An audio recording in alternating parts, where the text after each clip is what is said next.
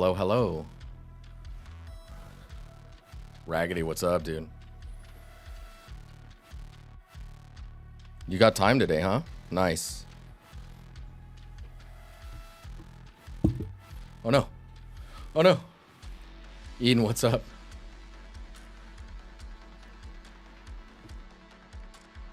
Dude, I just got done cycling, so I'm like, oh no, I have no camera. Why I have no camera? Hang on. Hang on. How you doing? Luma, what's up? Pablo, yo. Design Concept, how you doing? Hello. You have a little over an hour? Oh, okay. Cool, cool. Let's, hopefully I can get my webcam fixed. I think I'll probably disable the webcam anyways here in a second. But, you know, when saying hi to you guys, it's good to, you know, see the face and say hi. Makes sense, right? I think it makes sense.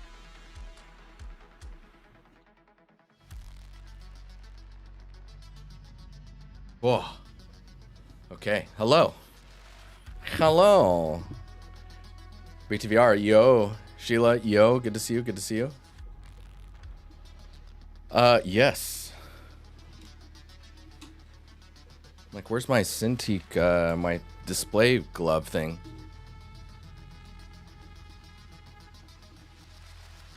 Oh no, I have no glove. How are you guys doing? Tobji, what's up? Reunion. Yo. Yo.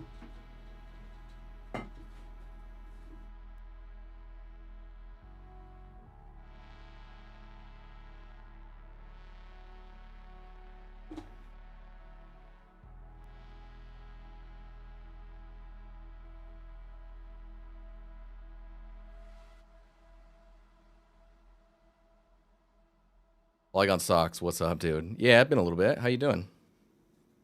How you doing? Okay. Okay.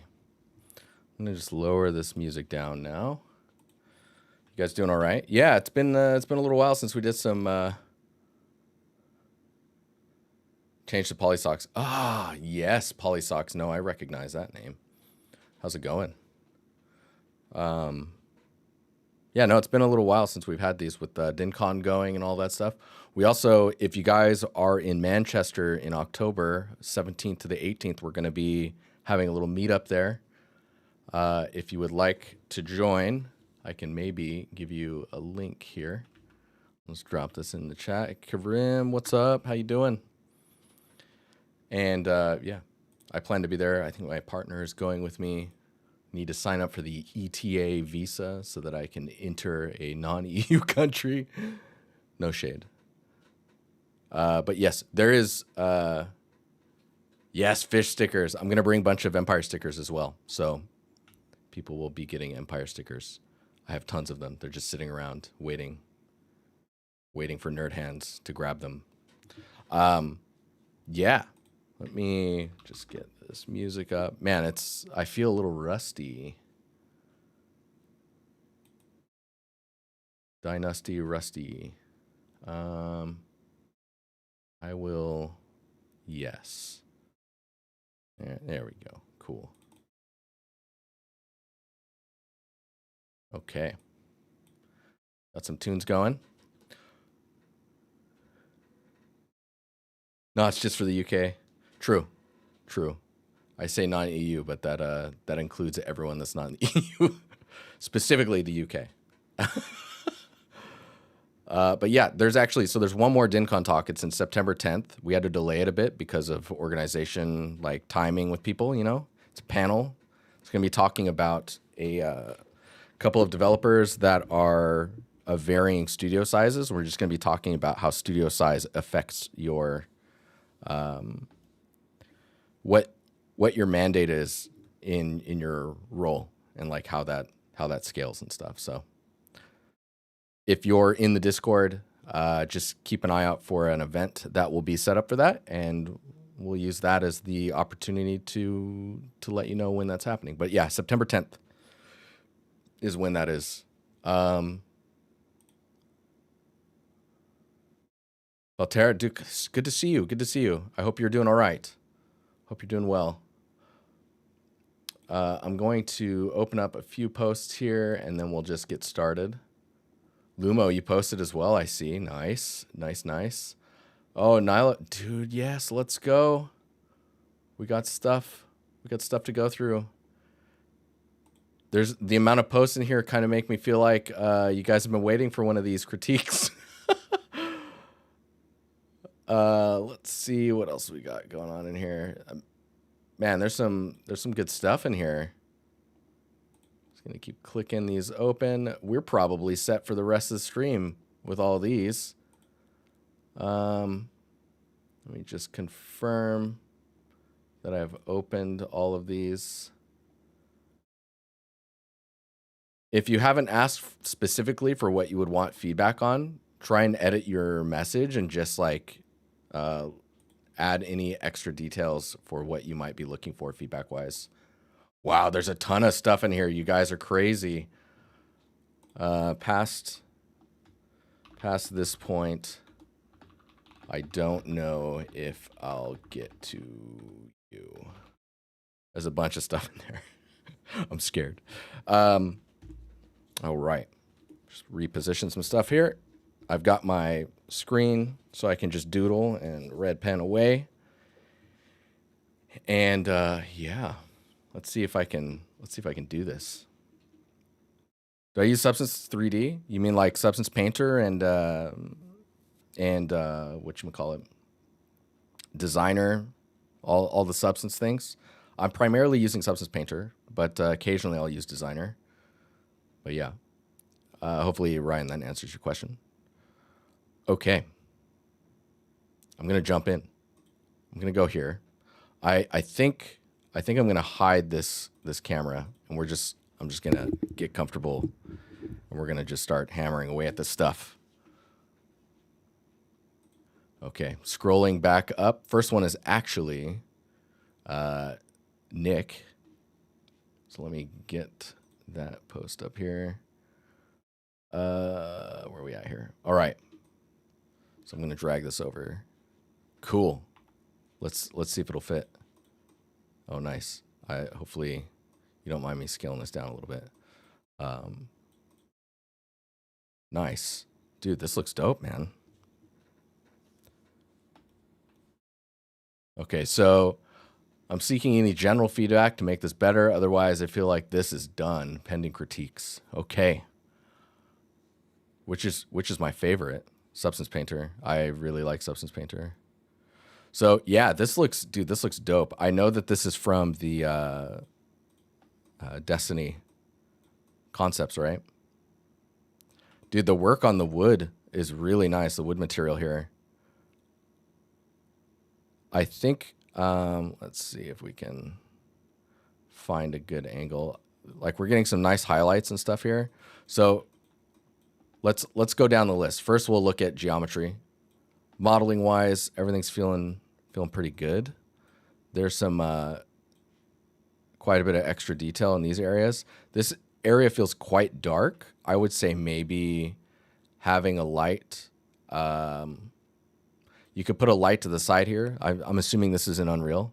So you could probably put a light to the side here and shine it on this helmet and then use lighting channels to control the light only affecting specific props. So for example, if you need to just get this brighter and you don't want to affect the rest of the environment, you could place a light here and have both the light and the helmet only being affected by that lighting channel.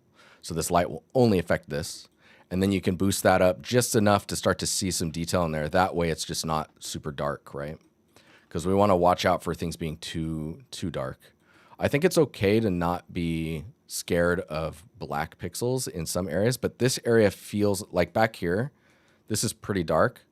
And over here and in here is quite dark, but it does feel like that is okay. And I think it's more, this area feels more like a bug than like compositionally. It feels like you should be able to see those details still. And maybe it's the albedo just being too dark as well. It could just be that. But yeah, for adjustments, I would look at the albedo and then a light with light channels if you want to specifically control that area. When it comes to modeling, still I'm looking at like these little pieces here. Think about how, like, what this material is made out of, right? Can I just like, no? Can I, no? Please? There we go. Yeah, so like, oh my God. Is it not letting me? No, I don't want that. What is happening? Paintbrush? No? What? Dude, this happens sometimes and I get so confused by it. Yeah, do you see how it like it dies after a certain stroke? Maybe it's the brush I'm using. No. What? Look at that. It just ends after a certain amount. Anyways, okay. Well, that's not going to work for us for whatever reason. I'm not even sure what's causing that. Is it this? No. Dude, that's really annoying. Because you can see it does its little taper off. What if I just did basic? Sure. Cool. That works. Okay, so what I was going to highlight is like this is really thin. And because it's really thin, depending on what this material is made out of, you can see that the hanging angle makes it feel quite stiff. So it probably needs to drop down and react to the book a little bit more and gravity, just to like highlight the what this is actually made out of, right? So right now it feels really stiff, especially for how thin it is. Let's see what else we got going on here. Material wise, like this is quite shiny here. And I think if you were to take the roughness and maybe take the overall roughness for the cloth and widen it so the highlight goes from like this big to maybe like this big. You want to make it feel like it's more fabric-y, right? And with the smaller details that are in here, those are quite reflective, or maybe in the concept it's more reflective on those details. And so what you could do is while you diffuse this more to get the highlight to kind of carry across the like a broader portion of the cloth, we call these like a specular lobe, right? So you're gonna increase your roughness to make the specular lobe wider. And then in the areas where you have these details, maybe you keep those the value that they currently are, so that way they pop from the material. But yeah, overall this is feeling pretty good. I agree that like the wobbliness here, this is a nice detail. Right now the wobbliness is going, it's like if we look at it like this, it's kind of doing this wobble.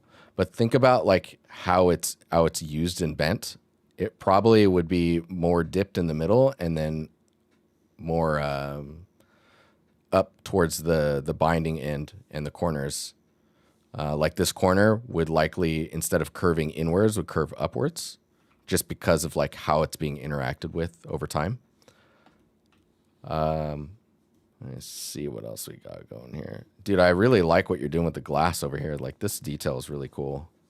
I don't know how you're approaching doing that, but it's visually, it's very interesting. This edge is really sharp. These edges are really, really sharp. I would maybe bevel that just so you get some light to wrap around the edge of this. And this edge, I would soften this and maybe like weight the normals on it, just so it doesn't feel so like low poly, because it feels really, really low poly right now.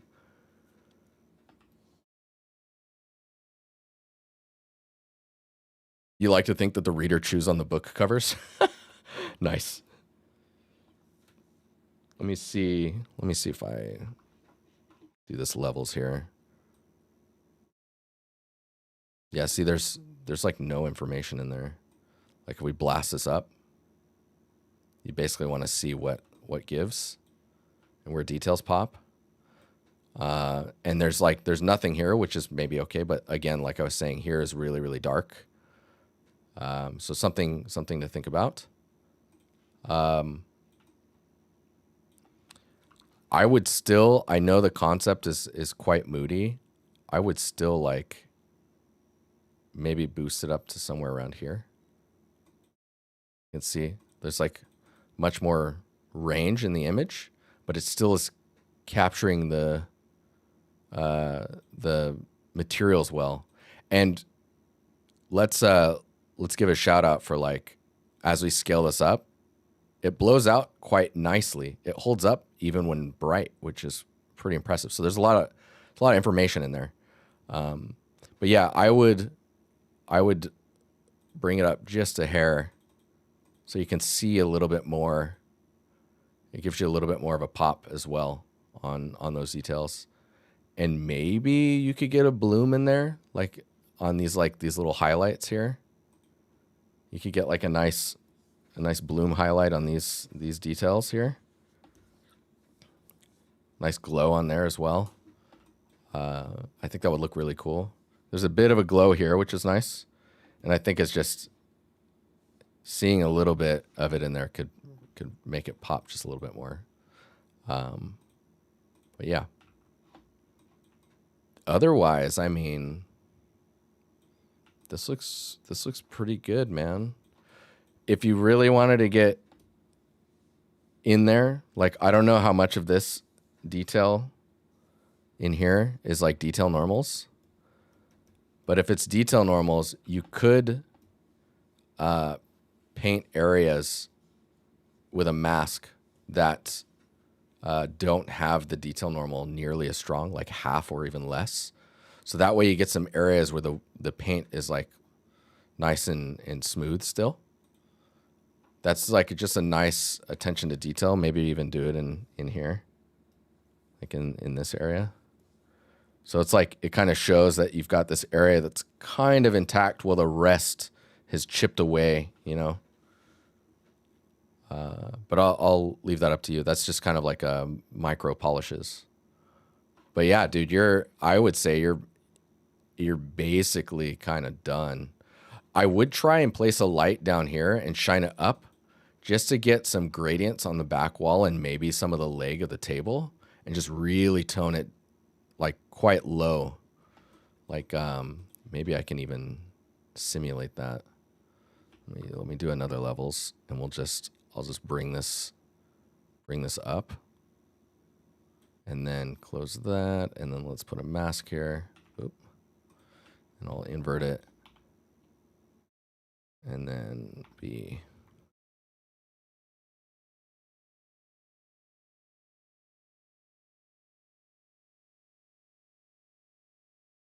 Oh man, I've been using Photoshop at work, and now my muscle memory is all borked.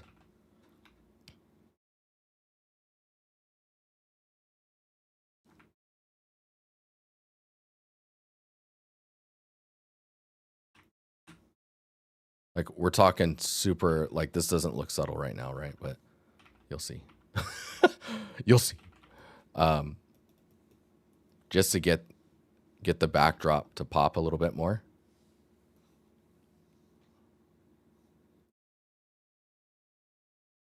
It just helps you separate those details out. And of course, it doesn't need to be everywhere. Like here, it's kind of weird that this would be brighter. Maybe that doesn't need to be brighter. That's kind of interesting. But I don't know if you can see what I'm trying to do, but you get this separation from the backdrop. It gives you a little bit of an effect. It's really subtle as well, but it'll just make the object pop away from the background still. But yeah, cool, man. It's come a long way. I don't know if you want to put anything here in the bottom area. Oh, whoops.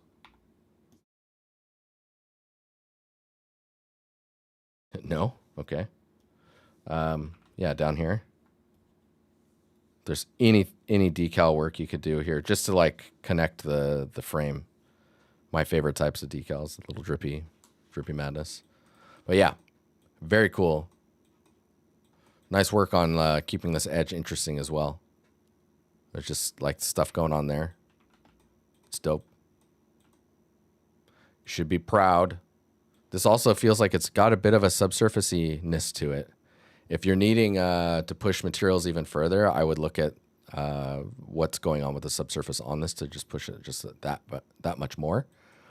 Maybe this paper could use a bit of a bend. Like that looks really stiff, but it's a very nitpick. It's overlapping that. I think if you were to offset it to the side a little bit, just so these aren't overlapping, they'll separate themselves. So you'll have like one element here and then another element here. So it can actually, you can read it a little bit. But yeah, nice, man. Super nice. That came a long way. It looks great, man. All right. Next up is Karim. I'm aiming for Half-Life Alyx look. We got a full post here. Let's take a gander. And yeah, please feel free to be as harsh as you can. I'm not really about the harshness, but I'll be real. if that counts for anything, or any way you are comfortable. Oh, you're thinking about everyone. Nice. Any feedback is welcome. So I think, of course. This scene looks pretty cool. Look at that poly count too. That's wild. You just don't see that these days. Oh. 1 second. I'll look up. Dude, those are nice. Maddie she got some pens. She got some dope pens.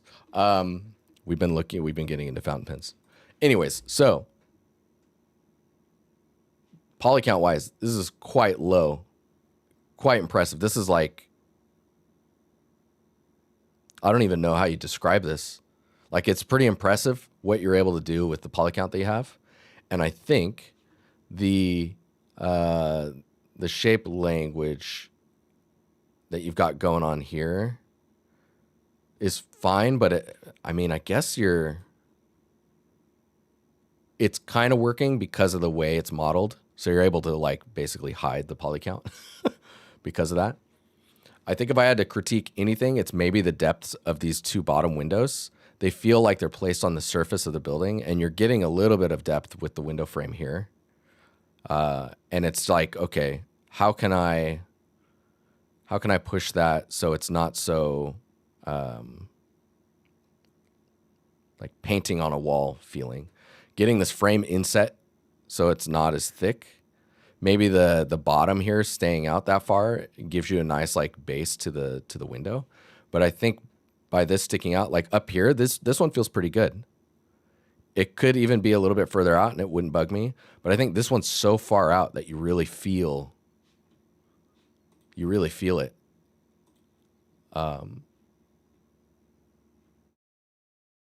Let's see here. I'm just looking at our critiques a little bit more to see if there's anything else that's... Yeah, the other thing I would say is building an environment that is based off of an existing scene that's in 3D will only lead to you being compared to that unless you can go way beyond what they've done, These masks look pretty good. Where you're getting some transitional issues, you're getting seams. You can see here. You want to make sure that these masks look seamless in their way they're meeting, or else the modularity is actually breaking, right? So if there was anything I would tell you to go back and solve now and re-upload, it would be the images where your masks are causing these seams. Those you got to fix. Like what you're doing on the bottom floor, that's pretty awesome. And I think it's just that breakup. Like these are cool as well. They just need those seams to be feeling more natural. Oh, dude, I love these types of renders, detail lighting. So you can see in this detail lighting, we get like the cool color from the sky in the shadows, but they're quite muted. And then the directional light is that very warm light, right? The albedos look pretty good. They could maybe even be like everything else could be a little bit darker. The brick feels like it's kind of sitting in the right range. In the metal on the gate here, depending on what type of metal that is. If it's painted, it might be okay with the brightness where it's at. If it's just straight up metal, it should probably be brighter. And then getting it darker is going to come through your roughness. Yeah, you can see it's quite dark here. So it doesn't really read close enough to reality, I guess. But maybe to the images of the scene it does, right? Yeah, this looks awesome. I think pushing that layering beyond just roughness and albedo and like trying to make the layers pop a bit more from each other, that would do a lot for like making this surface feel as if these are layered on top of each other or things are chipping away, you know? And maybe this detail's subtle enough that that's not a thing. I guess my question would be, what is this darker stuff versus this, right? This looks like the surface. This looks like it was painted on the surface. And I'm assuming this darker stuff is supposed to be under this material, right? So if we scroll up and we kind of look around and just see how things are interacting, dude, there's some nice details going on around your windows. Are those look like decals, right? It's like mesh decals. Those really are probably the shining star of the scene outside of like your material work and your modularity understanding. You can probably see it pop in here if I had to assume. No, it's not in there. It's not in there. That's interesting because you can see there's no detail on the underside of the frame here. But in here, you can clearly see there's like a decal. You put them in afterwards? Dude, that's so funny. That does a lot. That does a ton. This looks great as well. I would check your normal directions on the details just to make sure that they're sticking out correctly. But this material work is really nice. I say the making sure the normals are sticking out correctly because like if I zoom in on this looks like it's sticking out. Is it supposed to be inward? Because it looks like a wire on top, not like an inset, you know what I mean? So the normal might be inverted. Possibly not, but maybe. The other thing too is like in these details, you don't know why. Try inverting your green channel and just see if it looks better or if it looks more accurate to what you're imagining it to be. But what I was going to say is you could add extra geometry in here and then offset these so that they have like a different depth to them, you know? Because then you'll really see like the separation in elements. And it doesn't matter for the end parts because like where these end, you wouldn't notice it anyways, right? It'll all meet up to the next modular piece anyways. But yeah, modeling into these could do a lot for like pushing that detail just a little bit more. But yeah, let's see what else we got going on here. This is cool. There's a decent amount of geometry in here. I think if you're going to spend the geo here, just commit to like adding more geo here so you don't see the edges. You just need just enough, like everyone's always asking, how much geometry do I need? It's like you need as much geometry as you need is the answer. If it's not rounded and I can see the edge, but it's supposed to be simulating that it's rounded, you have the geometry budget now to just make it rounded. Like it just needs 1 or 2 more loops and then it would be rounded and you're golden, right? Hey, look at these. These look kind of familiar. These look good. I think the ones you made for audit actually look better. Like you took what you learned here and pushed it on the audit assets. I don't know, like, yeah, you agree. It looks like you did these, and then when you made the audit ones, you took what you learned from these and applied them to the audit cardboard boxes. These look pretty good. Maybe trying to understand like what the roughness is on the surface and getting some more clearer separation between when elements start and finish in mask form or like in the texture. because there could be drips around that or like dirtiness that's a different roughness that helps you separate these elements out. So you can see there's like you have this highlight here and then it breaks here, which is from this like rusty looking stuff. And then it just continues down. I would expect some break somewhere in here because you have this seam, this rim here, right? But look at all these modular pieces. I think if you're going to show these modular pieces, I would make this presentation look really nice. Like get the materials on there. Yeah, leakage would definitely make it stronger. But yeah, these I would get the materials on there and just really show what they look like. Like maybe turn this image into 3 images where like one image is all the windows. Another image is like all the like sidewalk and micro pieces. And then another image is the wall pieces, right? With like a really nice lighting. Like look at Decagon's renders for their scenes, for their asset packs. They have like a really nice look to them, and then you can read the materials. You can see the modular kit. You can see how everything's kind of put together. And then from that, you can really show it off even more. But yeah, overall, very strong scene. And I think it just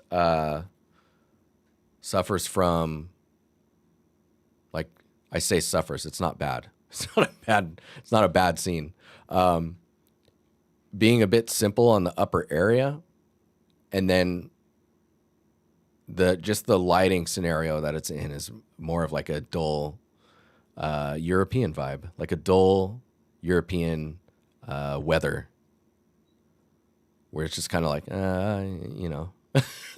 but all the details are here. Like I'd be curious to see what this looks like in like a more interesting lighting, or like when it's nighttime, what does this look like? What lights turn on? Are there lights in the windows? Those types of things. They can really like get the scene to look and pop a bit more. And you're adding geometry on like the edges and corners, which is really good. But don't hesitate to add undulation differences where things meet, or like panels, how they're built. Like I was talking about with this stuff. You can bend things. Maybe the window frames, like this top piece, maybe it's a piece of wood. Maybe the wood's starting to like bend from the rain and whatnot, or like where this T area meets, those are separate pieces of wood. Maybe just model them separately and like tilt one of them so they've got like a little bit more like lived in or time past character to them. That'll push your work that much further. But yeah, cool scene.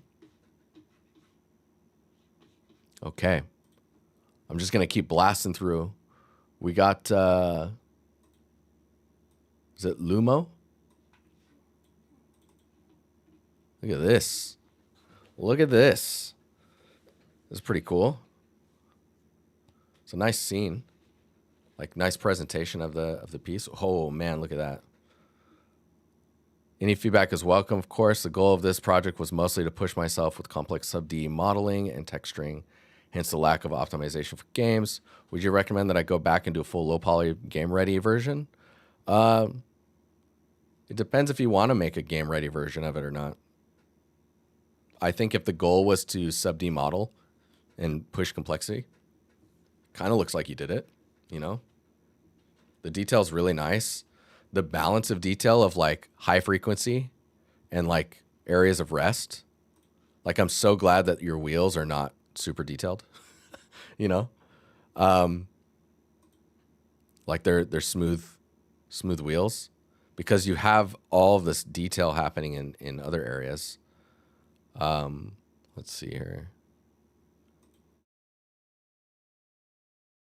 Yeah, I think in the future with modeling this stuff, one of the harder things when it comes to hard surface or like sub-D modeling, or just modeling in general, is when you're building shapes, is fighting the look of geometry, right? So like this detail here, this box here, it feels like I can deconstruct it in reverse, like it's a rectangle, and then this side was beveled, and that side was beveled, and this one was beveled.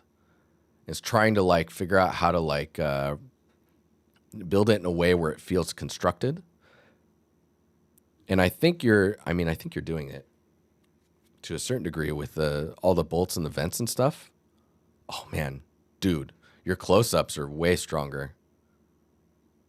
This shot, I think, is showing where you're still a little weaker on your PBR. There's some really nice things going on in here, but like this wheel, for example, does not look like a rubbery. It looks more like a polished concrete that's damaged.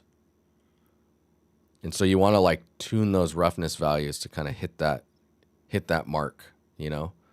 But then there's some areas where it's like, it's got some nice highlight detail going on.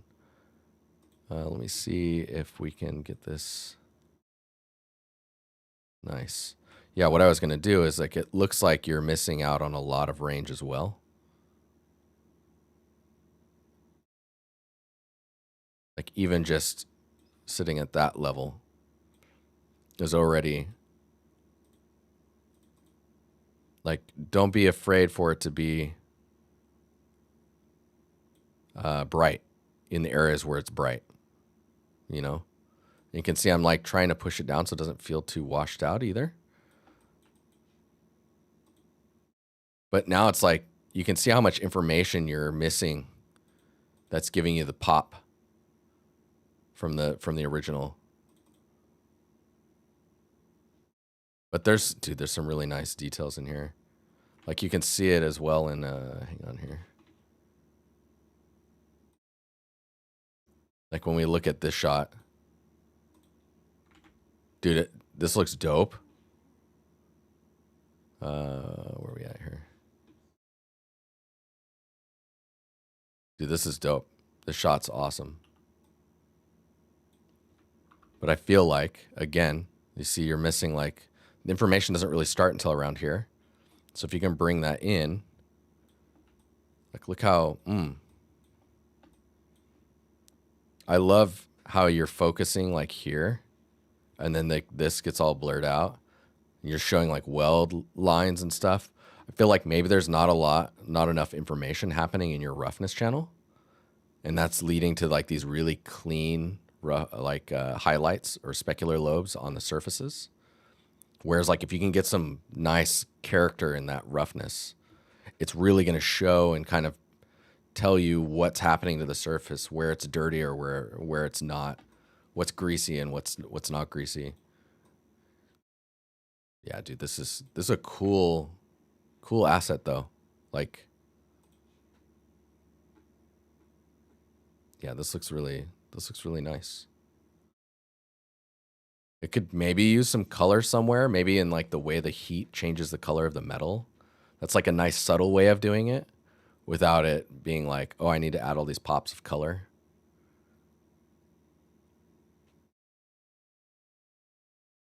And you can see like, if you look at I imagine with the albedo, everything is very similar in its gray tone, and trying to find ways to separate the value and saturation.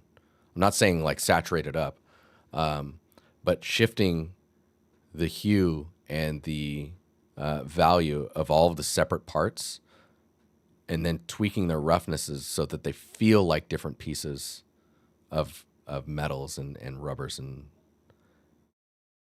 tubing and whatnot, just so that they separate themselves. Like you're doing a little bit of that here, which feels really good. And you could see it a little bit more here as well. Maybe it's just the way that it's being lit in that other image. Like this one, it feels quite like normalized or subtle, but maybe it's just the value thing I was looking at again with the levels. Cause like there's all this space here framing wise. You don't need to see any of that. Like you can just hit us dead on with this vehicle, cause the composition's in the wheels and the headlight. And then the levels, we just pull that in to hit the spot, and then now your headlight feels brighter. The highlights and all the little specular information happening because your roughness is going to just pop more.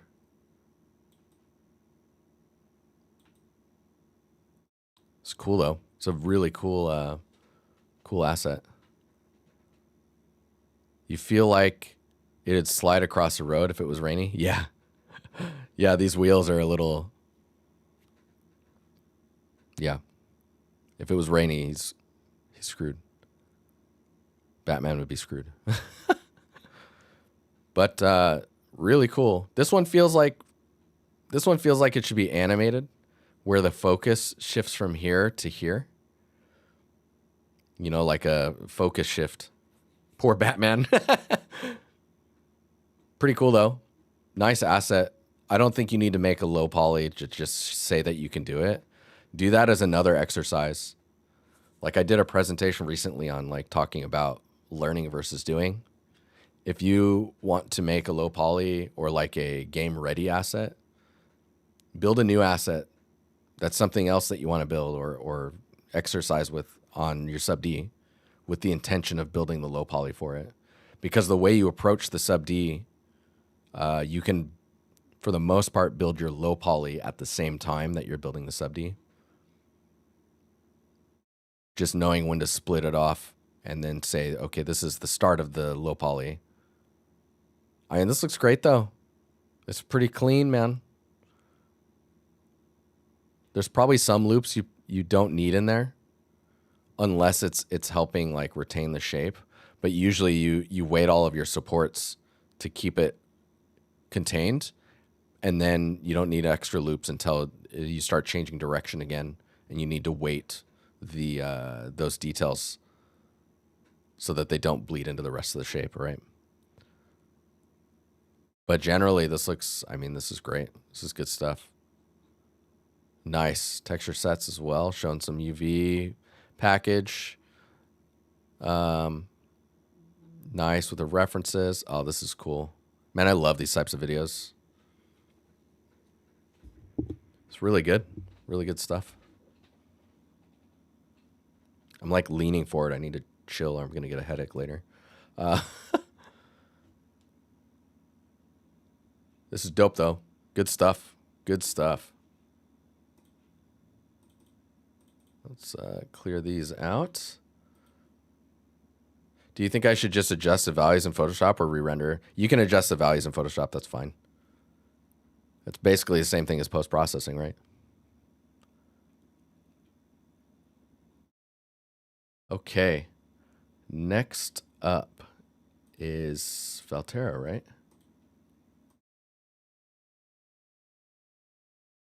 Let me bring these over. This is a couple of images, right?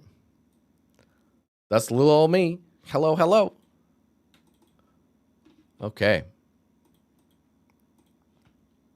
Let's zoom these out a little bit. We'll look at this this room. Oh, this is already, that's cool. I like it. You don't see much of that type of stuff in an apartment. Interesting. Interesting. So this is, I assume, being laid off equals more projects. Dude, I get it. Yeah, it looks like V's apartment.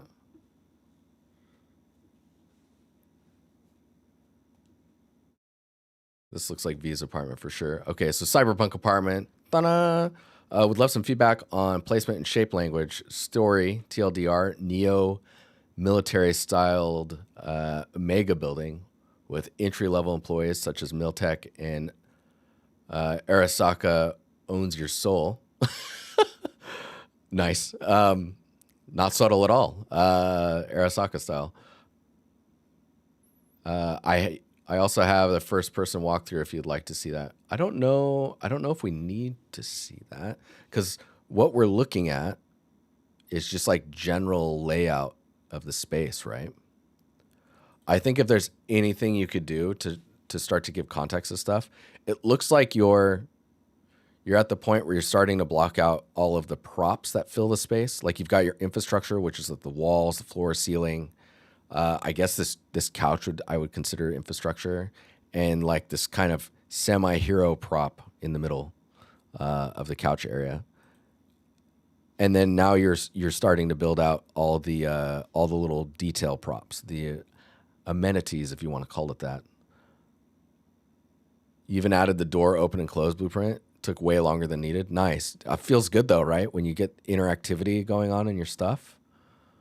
I guess what I would say is even in this blockout phase, build the blockouts, get them in the scene, and then create a custom primitive data shader, like a basic, like I call it like a custom primitive data blockout shader. And that shader basically allows you to apply the same material to everything, and then you can tweak the colors on a per prop basis. Yeah, so you're going to be doing color blocking, I would say, because that'll help you really understand the space before you get into any of the details. If you feel real confident in it, just go for it. But I would block out every single prop and find the camera angles that you want to render and just build those. I don't know if you're planning to do a walk around in the space, then for sure. But my personal ambition when you walk around like that in a scene is there needs to be a reason to do it other than walking around in it. Because, I mean, I think the reality is maybe the harsher thing coming from me. The reality is when you're walking around in an environment, anyone can walk around in their environment now, right? You just press play in Unreal and you can do it.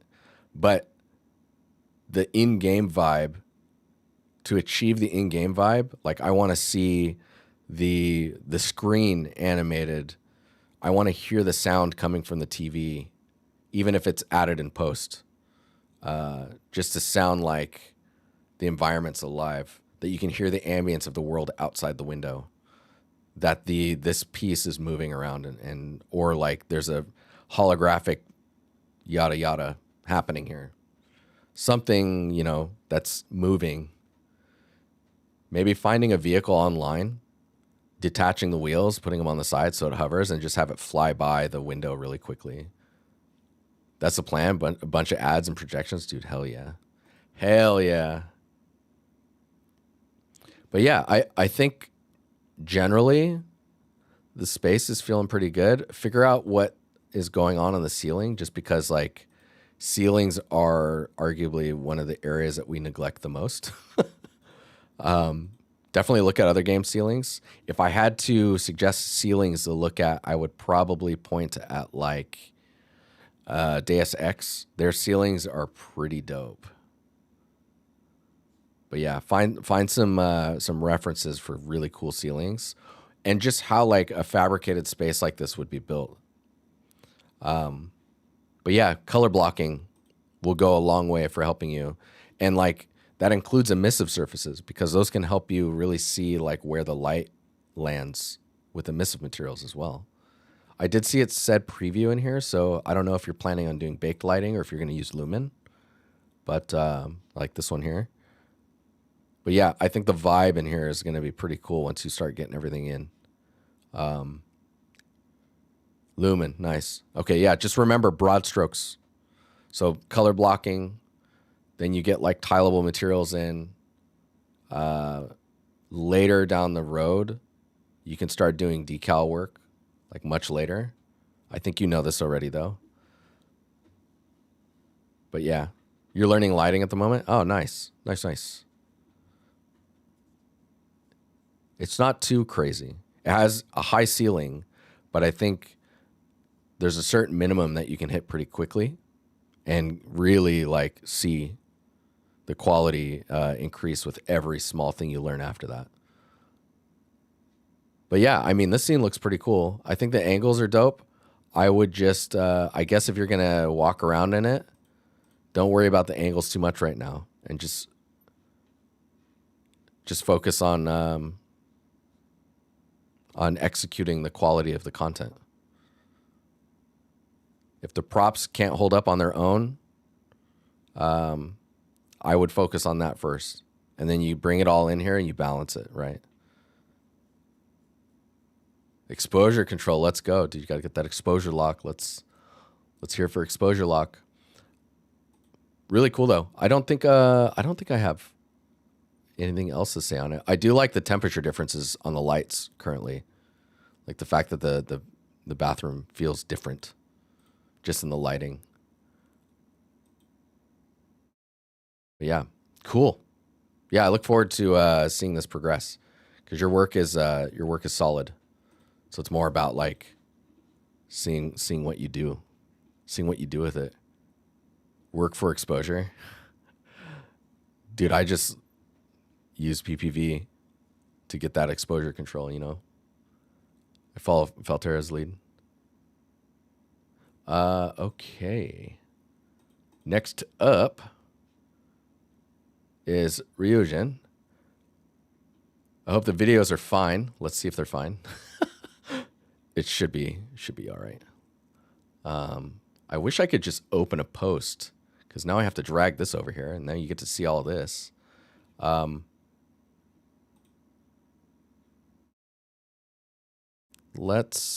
am I going to do this? Give me a moment here. I'm looking at the images. So we'll drag the images over here. We'll look at these. We have oh, you know what I can do? That's what I'm going to do. I'm going to pure ref it because pure ref's dope.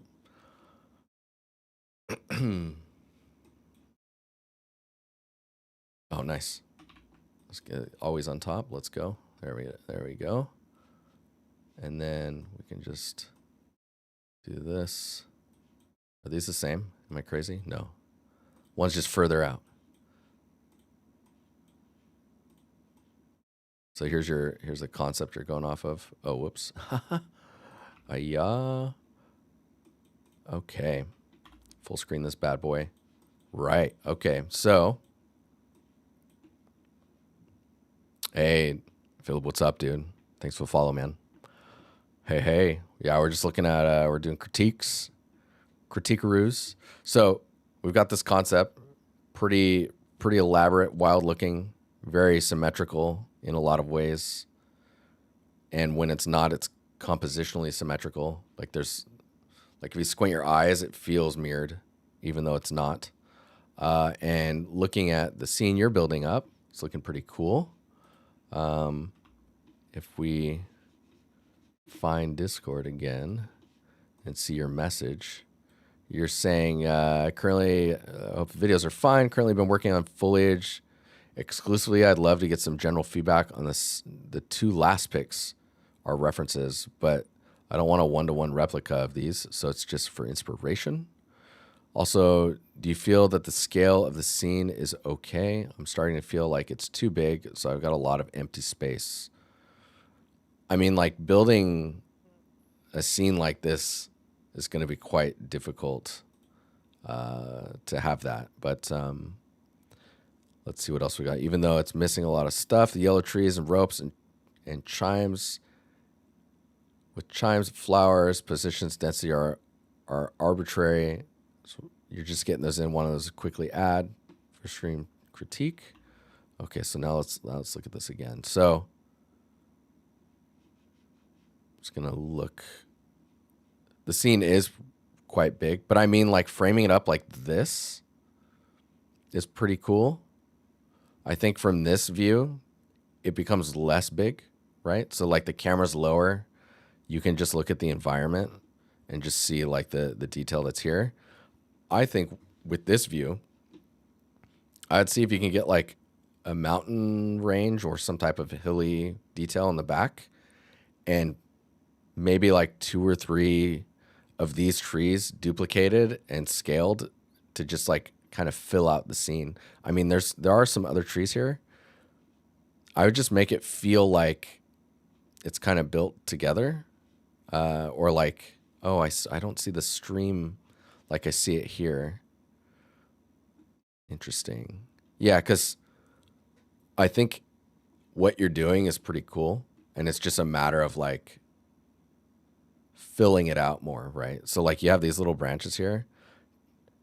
Don't even worry about how you're blending them for now, and just like place them and just kind of fill the tree out in a way that feels natural.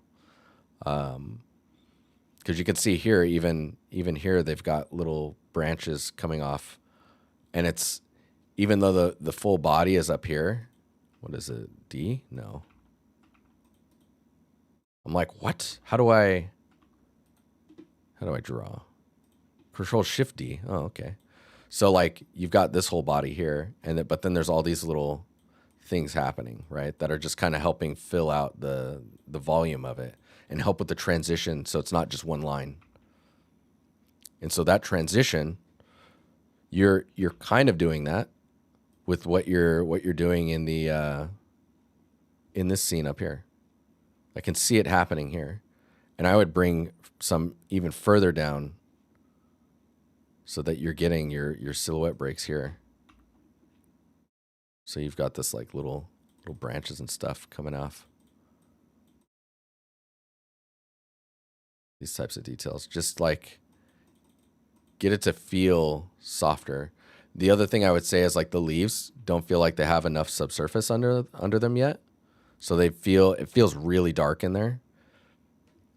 And of course, it could be just because of the exposure with the environment, but check your values on the leaves themselves and just like bring the brightness up of the, I don't know, maybe you have to bring up the brightness of the albedos of the tree trunk itself and the leaves. Then you need to pump that subsurface a bit more, or getting the brightness behind the leaves to pop. And then maybe it's bringing up the general exposure. Maybe the grass is actually too bright and you need to darken the grass so you can bring the value of this up with the exposure. So there's those things.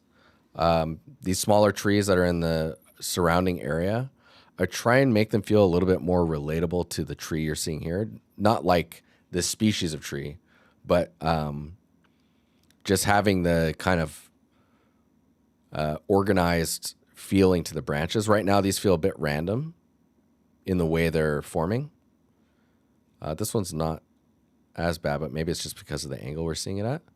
But getting those around the tree and closer and larger is going to help with like building that out, I think. There's also these rocks. I think you need a kit of these.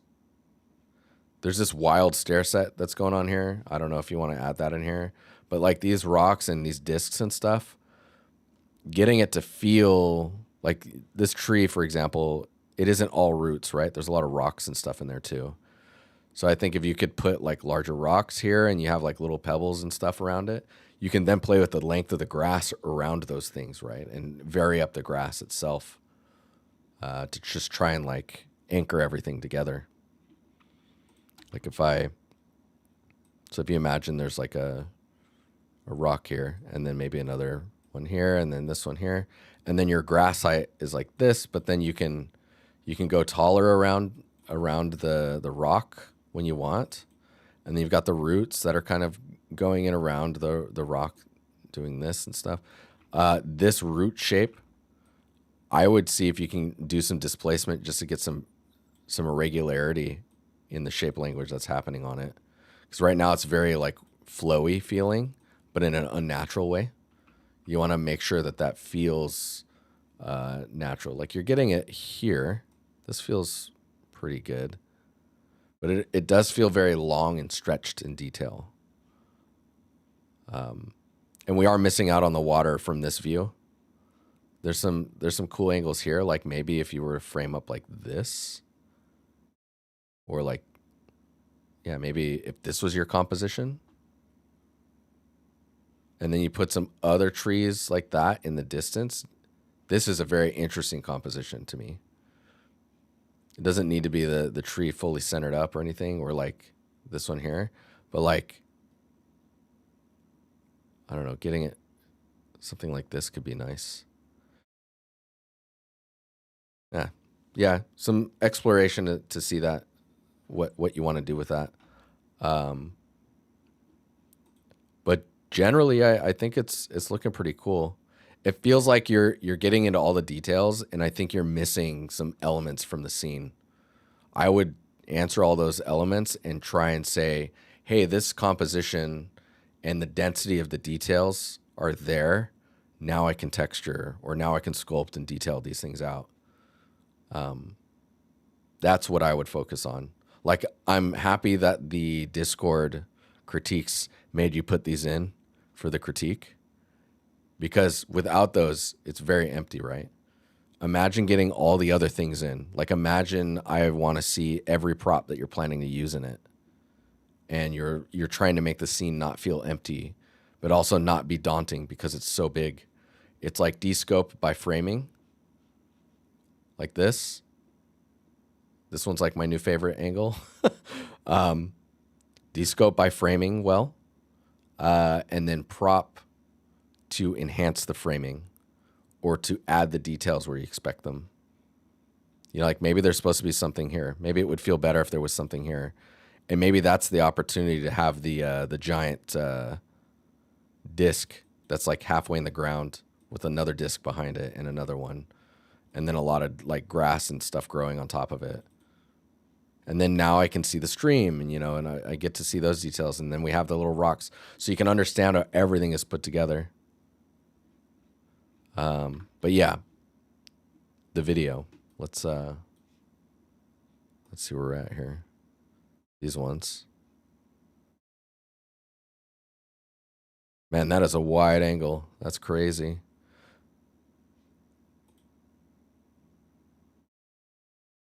I would see what you can do about the amount of motion you have going on in the grass, or the way that the motion is happening, because the movement feels a little bit like you're underwater, right? Like it's a big sway. You probably want to weight them differently so that there's some delay in how much they move, but they follow.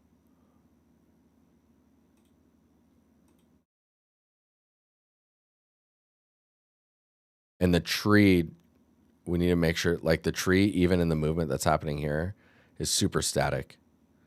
So you're going to want to make sure that that all moves. This is way out here. I wouldn't even attempt to render that view, just because it's so many things you have to answer. It's cool, but it's so much work. I mean, you already have your work cut out for you with the stream. But yeah, no, it's really cool. It's a cool scene. Balancing your albedos, block out the rest of the props you plan to use, and just get them in there so that you know compositionally what you're dealing with. And then you can know confidently how many assets you have to build. And be excited about the, like, what you're seeing from the props, right? Even at blockout stage, you're seeing all of it. That's like how you get the final image before you even have like started modeling and texturing them. But yeah, hopefully that was helpful. I'm gonna delete this bad boy. Dude, apparently I was drawing down there. Cool. It's a dope scene though. It's coming along nicely. Yeah, check your albedo values. See if what they're doing brightness wise. Okay, next up. Was it the Meskimos? Yo, you dropped a material in here. Let me grab some water. Hang on. But yeah, you gave us a material to look at. Let me bring that over here while I'm drinking my water. Hang on.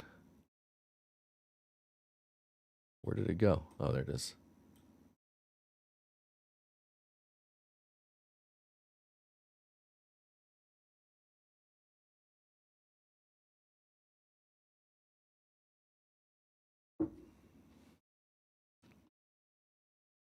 Nice. Oh, this kind of reminds me of Ben Wilson a little bit. Interesting. I need to message that guy, see how he's doing. Yeah, cool. It's quite interesting. Interesting surface. Some nice like detail with the like, I don't know what you would call it, like the grout type details that are kind of creeping up onto the objects. That's really nice. I think where it breaks down a little bit is these areas where it gets so tight, but then there's like, I think you can see it better here. it's like lifted in the center. It's trying to find ways to tone those lifted areas down so they don't become too exaggerated. Even here, it can feel a little wild. And I mean, maybe it can be like that. I think if it's going to be like that, I would try and introduce cracks in those areas so it feels like they're like crumbling a bit in these like thinner areas because they dry out and they get kind of crumbly. Dude, this area, my brain's like, is that inverted? But then it's not, and then I'm like, wait, what am I looking at? I can see the tiling a little bit with like watching out for these lines where you can pick up a straight line because then you'll see it again. Like when you squint, I see this cluster. And you're largely avoiding it everywhere else because it kind of scatters enough that you lose it. Like I don't even, like this one here, I don't see that up here. Yeah. But yeah, you can see there's that, if you squint, you see the straight line here. Boop, boop, boop. Pick up on those patterns. Usually softening the mask for blending grout can help with those areas around the cobbles. Could be really interesting where it does peak up that high, like adding the cracks and just letting it be crumbly can really help ground it and go, oh yeah, it is that high because look how unstable it is. It's like chipping and cracking on itself. But overall, I think this post looks pretty solid. I would say that there's too many images and you don't necessarily need that many. And I would maybe vary the height differences between the stones so that you can get a little bit more character in them. Because it's so uneven or like so displaced that it doesn't feel like a walking path height. You know what I mean? If this is supposed to be walked on, I would half the strength of the displacement and maybe like tile it less on here. And I mean, maybe you could do like a, what is it called? Let me just drag this over here. You can do, I've seen some renders from other material artists where instead of a sphere, they're using like a curved plane. That's like a sample, right? So they have like this curve to it. And that's pretty interesting because you get some nice silhouette details on the side here. But then you also see it in its like material single like squared sample. And you get some nice light wrapping if you have like a light here and you animate it moving this way while it's shining here. And now once it's over here, it's shining here. You get some nice like light wrap around the surface.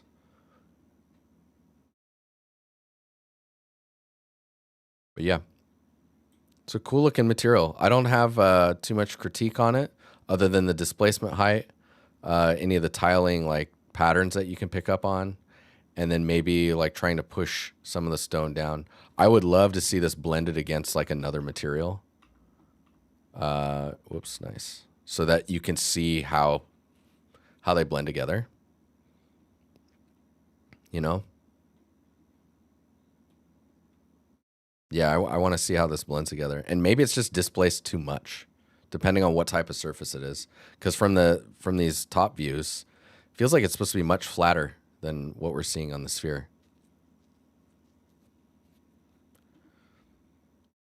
But cool. Hopefully that was useful feedback for you. All right, let's keep going here. The next one is actually from Knox. Dude, Knox, this is crazy. Give me a second here.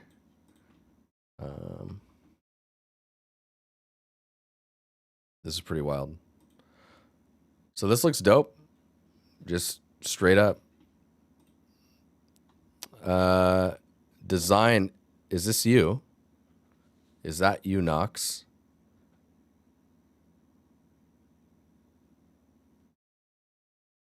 Yes, sir. Yesers. All right. Yeah, this looks cool. The scale is like, and I really like what's going on with the water. If the skulls haven't convinced you to turn back, nothing will. Nice. It's a little dark. I like it.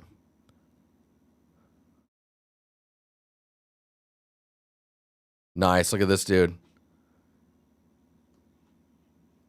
I wonder who that could be.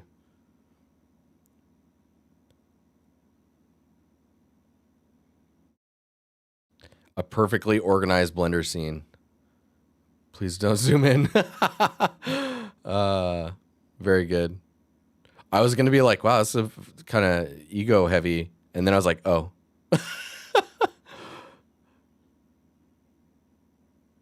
Yeah, so geometry nodes. You were writing a message in here that says, I was experimenting with geometry nodes for the first time. I was trying to build this scene procedurally.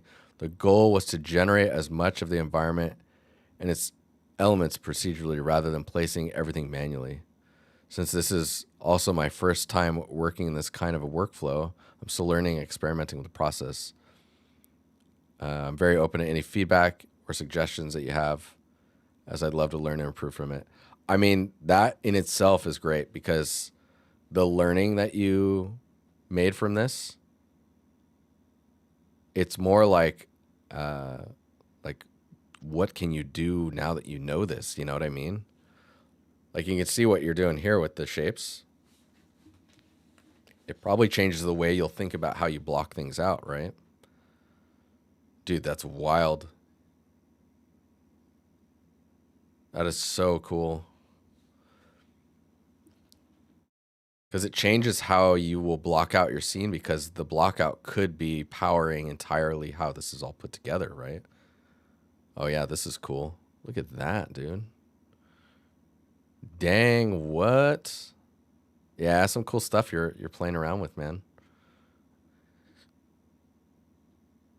Yeah, so you're really capturing a mood. And then the color of the water and the foam and stuff that you were able to find. Let me see if I can get all the way back up here. That, like, this looks pretty dope.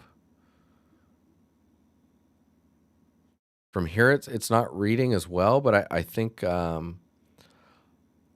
where it's kind of faltering a little bit, and it's being hidden quite well with, like, you don't notice it as much because of the mood and the lighting and stuff, and the composition's really strong. I think it's these bands of color that are in the material and the contrast of the material. Because without the material, you can really see, like, you can see when you're moving the camera around before it sharpens up, it's a little easier to read the scene. And I like the details that are on it, but maybe it's just those bands of color that confuse you a little bit. You're like, what am I seeing there? What is that? You know?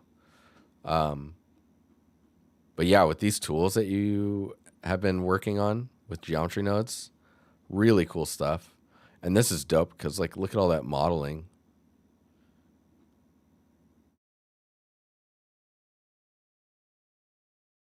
Your compositional framing is, it's funny because, like, looking at it from this shot,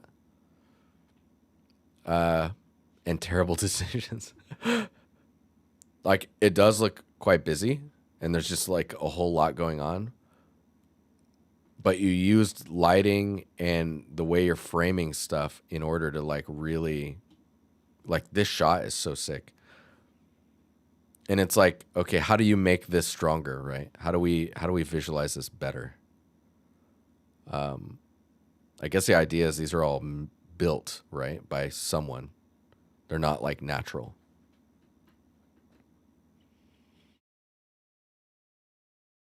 You wanted to add mountain flags on it. Ah, interesting.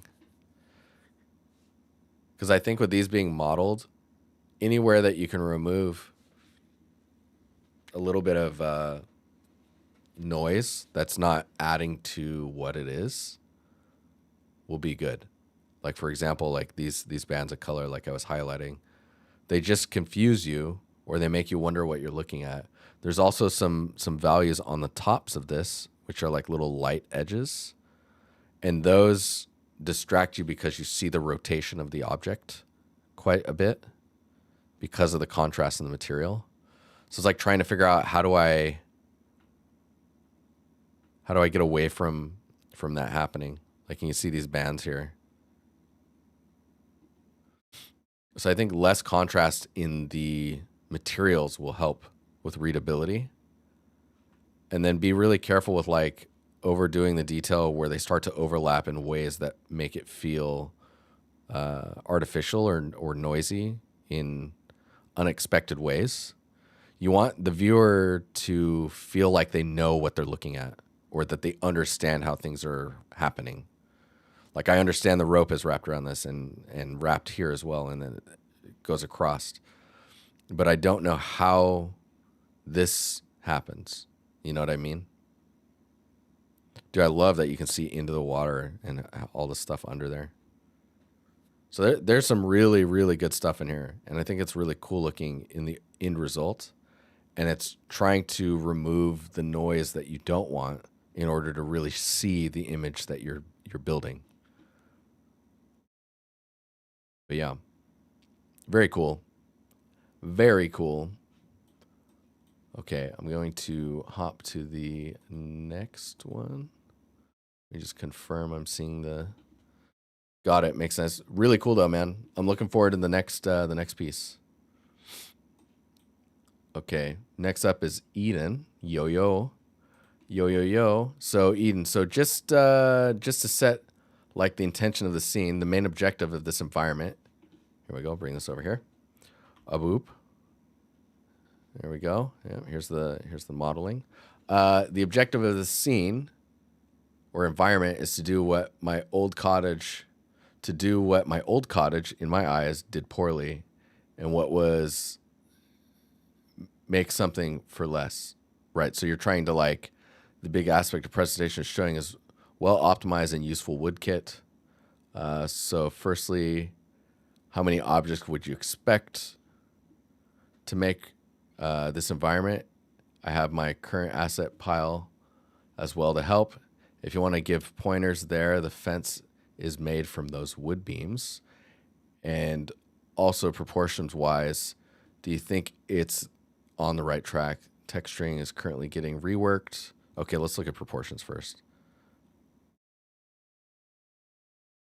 I mean, yeah. The shape language of the rocks in yours are a little different than here, but like scale wise, I understand it.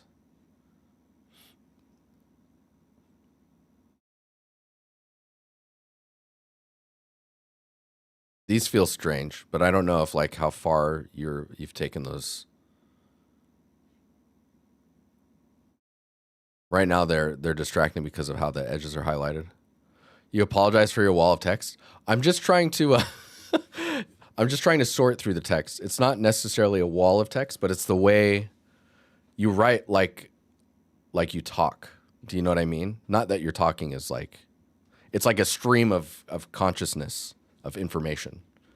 So you can hear when I'm reading it that it can sound kind of like, where am I going? But it's all good. So if you want to give pointers there, the fence is made out of these wood beams, and also proportions wise, do you think it's on the right track? Texturing is currently getting reworked. I did those textures just to gauge how those assets look proportionally right now. So you can gauge proportion on assets without having to texture them, I'm pretty sure. Style will be Overwatch meets palette. Nice. But again, I don't know if that's important for the critique right now. Kind of want to keep the commentary to the minimum. Right. So, I mean, when I see these assets by themselves, like, these feel like an initial pass. Like, there's some baking issues that are going on here. You're probably going to need a hard edge when you're doing the bake so that you don't get those seams, because that's where the UV break is. Or the normal is flipped. It's one or both of those.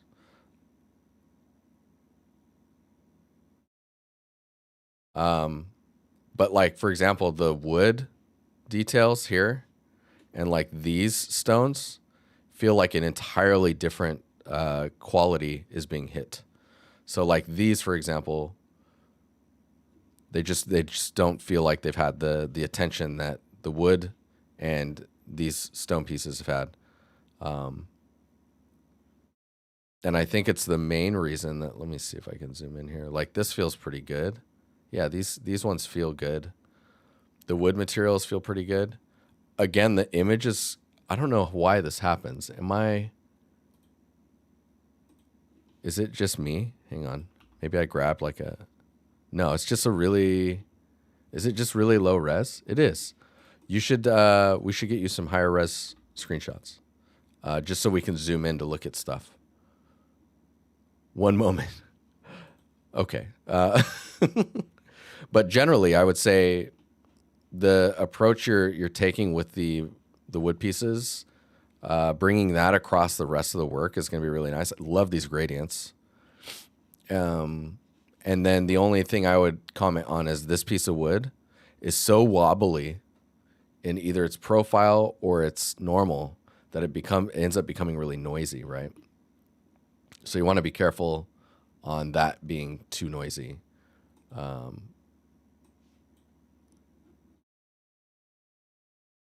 think this is even smaller. No? Hang on. Yeah, the gradients in it looks really nice. How am I? Hang on. Let me just confirm that I'm not crazy. Okay, I just dragged this in. There we go. There we go. FFS for sure. Apparently Discord will give you the low res one if you don't open it. So it might be me. Yeah, I would just be careful with the normals taking over the detail to the point where it just becomes noisy. Because like this one feels fine to me already. And this one just feels really intense, right? But overall, I think you're heading in the right direction. I'm really curious what your grass is going to look like in the future. But it looks like you're just trucking along till you get to where you need to be. Yeah, it's feeling pretty good. These stones, I think once you've given them a treatment that's closer to these, it's going to feel much better.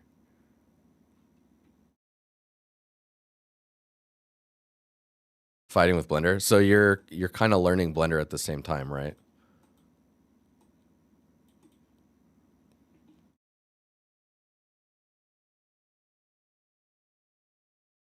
Yeah, I think the material that's under these stones really needs to blend them together. I don't know how you want to do that, but I think a sculpted volume that's under there with a tileable material is probably going to do a lot for you. Yeah, cool. I don't actually have much to comment on for it right now. I think you just got to keep going. Get the base material on everything and then go back and start polishing. I wouldn't try and redo anything right now, and I would just try and do the general pass on every piece.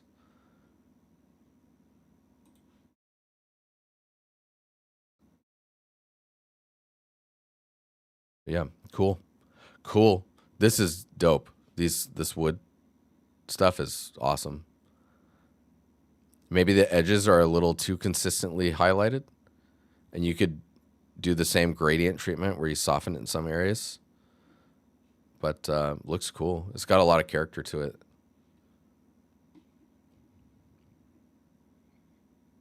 Yeah, you're getting the wood kit done right now because that's the objective.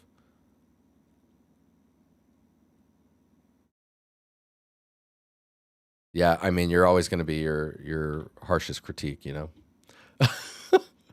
That's just how it works. Okay. What time is it? It's 9:27. Okay, we've got like 33 minutes. I'm gonna just keep going here. We're on the grind now.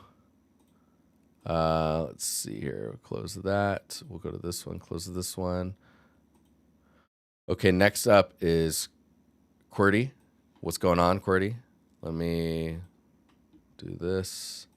Open this up. We'll just put this over here. We don't need to see those ads. Get out of here. Weapon. Hey, Dusty, fresh grad, dude. Congrats. Graduating is painful sometimes to just get it to happen, you know? I think when I started school, it was like 500 of us, but only 17 of us graduated like 3 years later. It's not a 3 or 4 years later. I don't remember. I don't remember now. I think it was 3 years. Yeah, it's not easy. So congrats. Congrats. All right, we're looking at a weapon. Oh, did I skip you? No, get out. Thank you.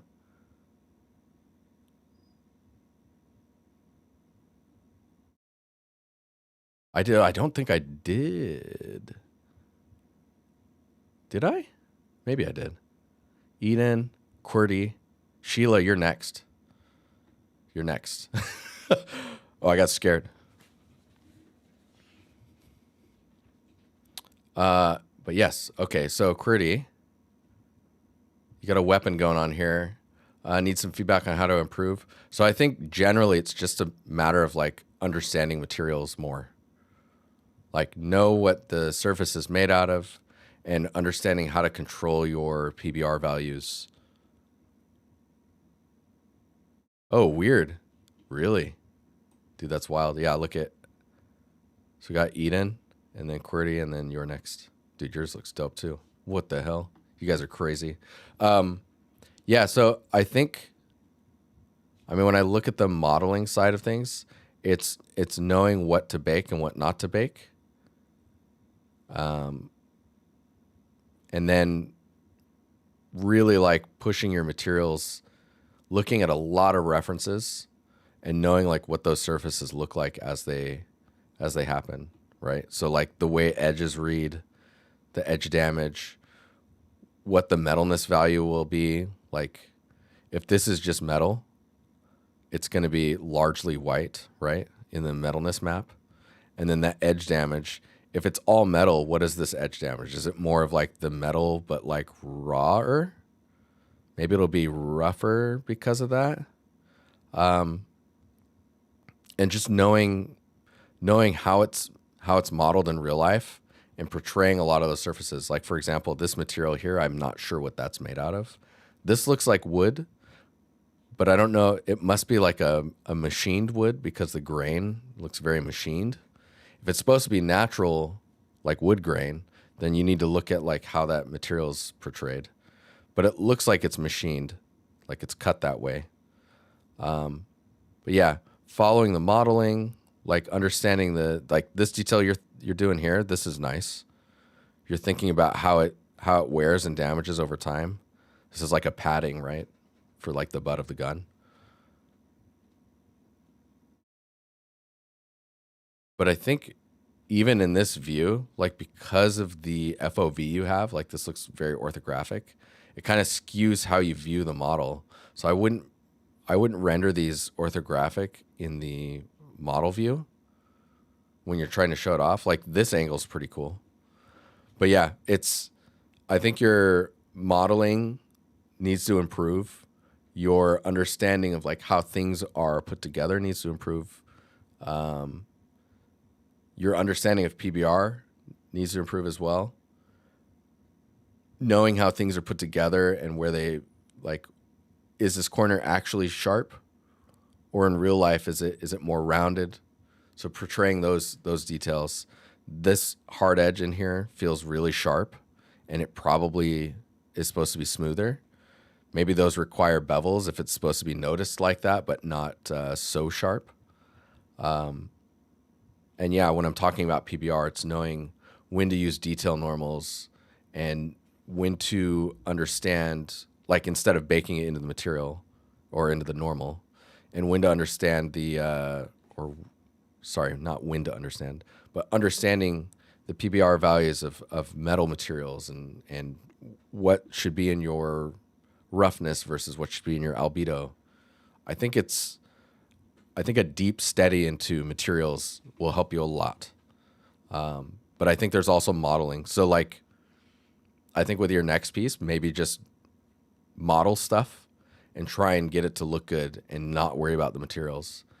And then you could take this prop or find a prop online and just texture it, or the one you just did, retexturing it and thinking about how do I achieve that type of material. But yeah, poly count wise, it looks pretty heavy in strange areas, but then like needs bevels in other areas, like where edges are really sharp. You're trying to get away from the modeling look, right? That things feel like geometry. But yeah, hopefully that is helpful. I think there's some areas in here that are reading pretty well, like this area here, and it's more about the normal information that's in this area to understand how, like, why is it like that? Is the metal actually that damaged, for example? But yeah, Cordy, I hope that helps, man. And don't hesitate to keep posting in critiques, either with me or just in the Discord, because I think everyone will have something that they can bring to the table when it comes to feedback and understanding how to improve something. And the way I say something versus the way someone else says something is can be pretty valuable, because people will approach the same feedback with different ways of saying it. But yeah, cool. Let's see here. I'm gonna close this one. We can close this one. We got Sheila. Let's see if I got the resolution right this time.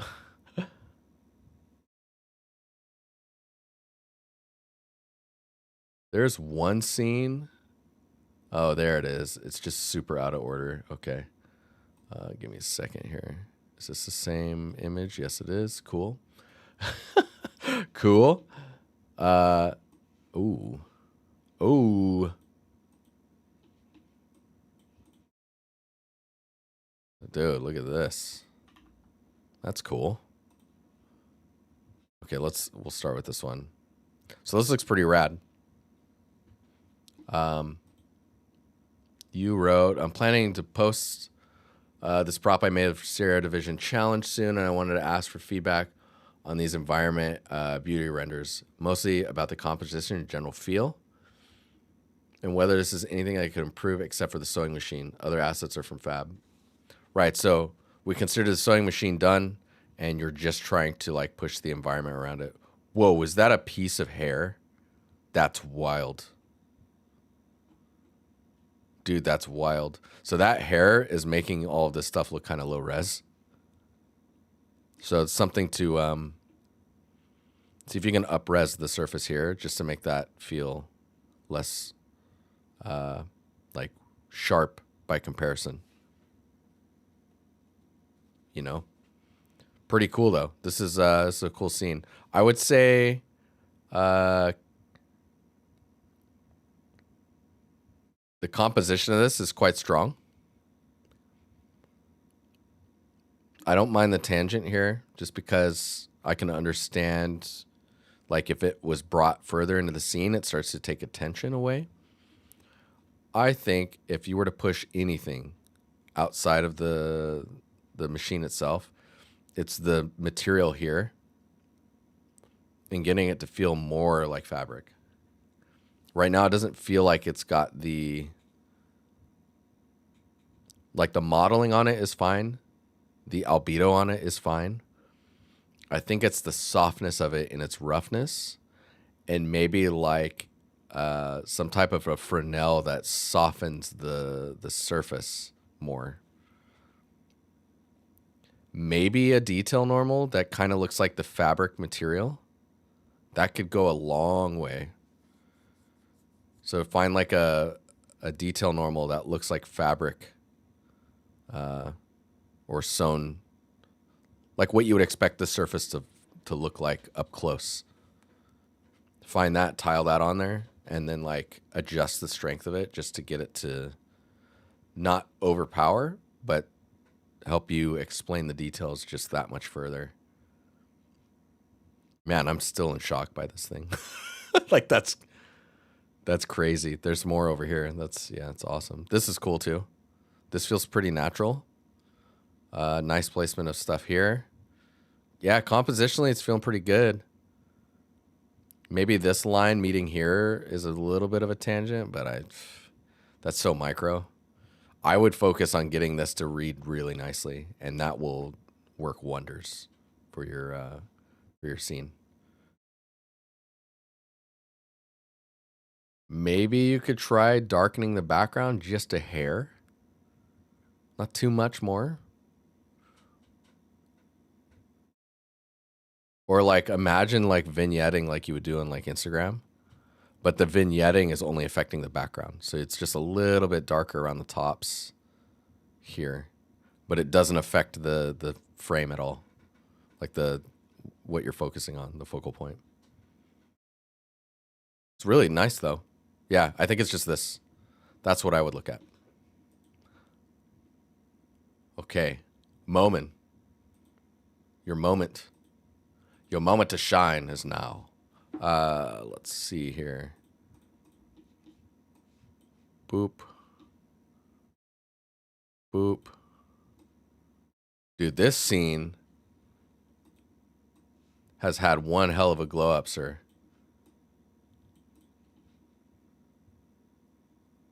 Like this is looking dope. Oh, Momen, I always forget your Tobji. This looks pretty rad. If I had a feedback on anything on the scene now, let me just look around here. The two things that stick out to me, this is so funny.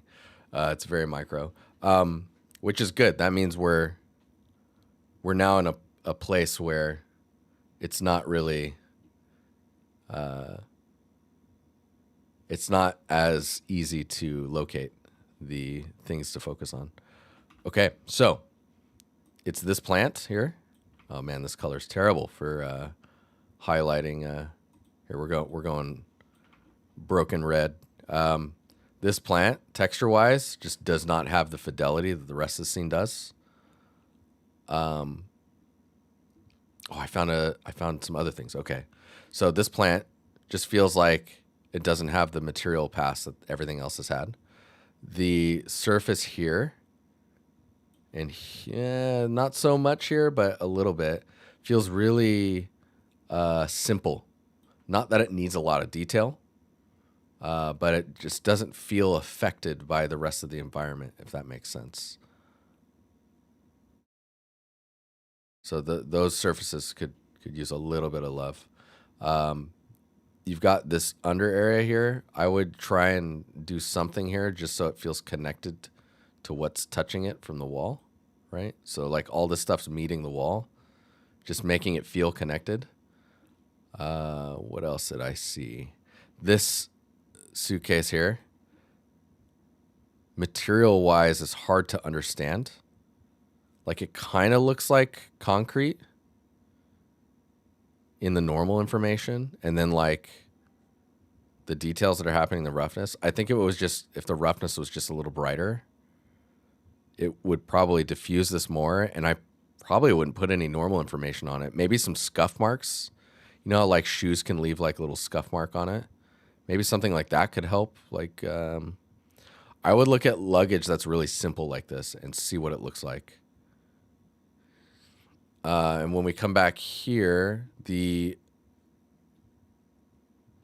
other one is like, so you have like an end point here for this ivy, right?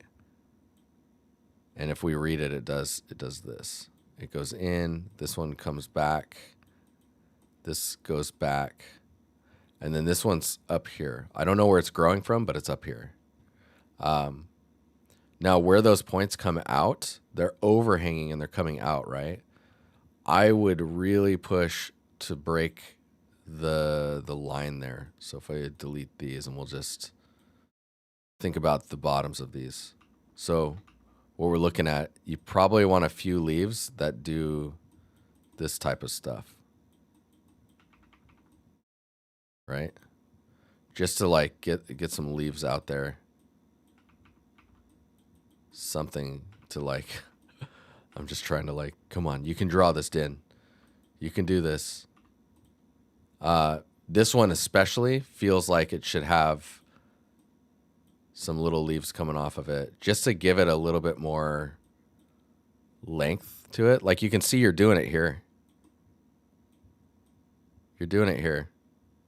Yeah, just a little bit of stuff hanging down, hanging off to just kind of have it end more naturally. Yeah, let's look at this one. So this, dude, this shot looks dope now. This is a helmet, right? This feels like a helmet that's blocked out and then textured. Like it's missing the straps, some of the ear cover connection stuff. It just needs that pass to get it there. The rest of this shot, pretty solid. I don't have any other feedback for this one. Dude, what? What? This is crazy. That's some nice details going on in here. You've got a lot of micro stuff happening now, which is kind of cool. I would see if you can find, like right now you're using these like smaller branches, like these little twig pieces that are like all kind of the same size. I would see if you can get, like here's a branch, right? I would see if you can get a branch that's more like that big. Not everywhere, but maybe like once or twice in the shot. Just so like not everything is this size. Because everything is starting to feel similar in size. You know what I mean? Like even the leaves are about the same size.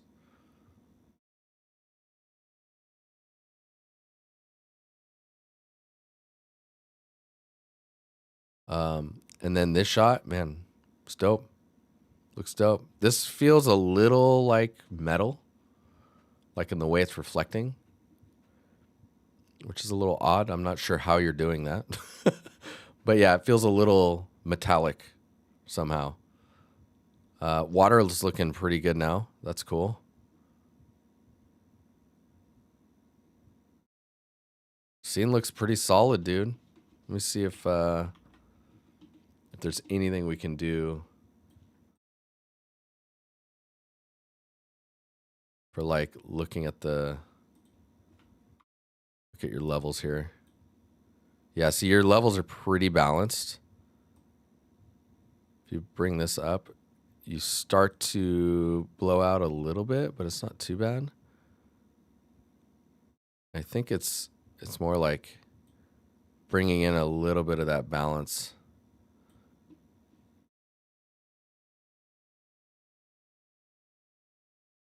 Yeah, it's just a little bit more contrast to it, and then getting the brighter spots to pop more. Man, this is a dope scene though. This has come a really long way. Like it's always looked pretty cool, but it's never felt fully there. But now we're seeing it. At least I'm seeing it. Let me erase these real quick, because what I was talking about with the ivy here hanging is it might be a good time to think about the composition of what's hanging here. So like maybe there's a bit hanging here and some hanging here. And then this one looks like it would be the most prominent, right? Like this one's probably going to be hanging quite a bit. But you can see what I'm doing now is like building this curve, which kind of forces you to look here. So it could be like a bit of a compositional thing. I would expect this one to be the most hangage though, when it comes to like what we're seeing. Yeah. Very cool. This is like, if you made these tweaks, this is done. This is done this week. You should be like this. That's dope, dude. You should be proud of like what you've been able to accomplish here.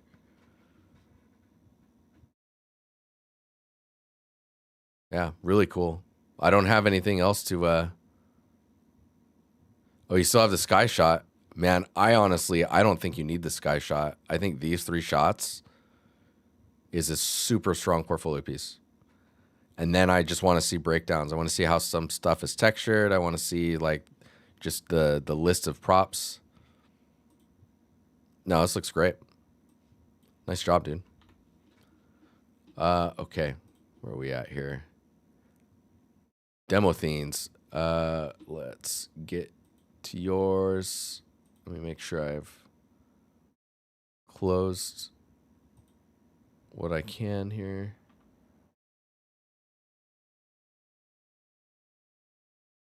Man, Sheila, that sewing machine's dope. Okay, this one. Move this over here.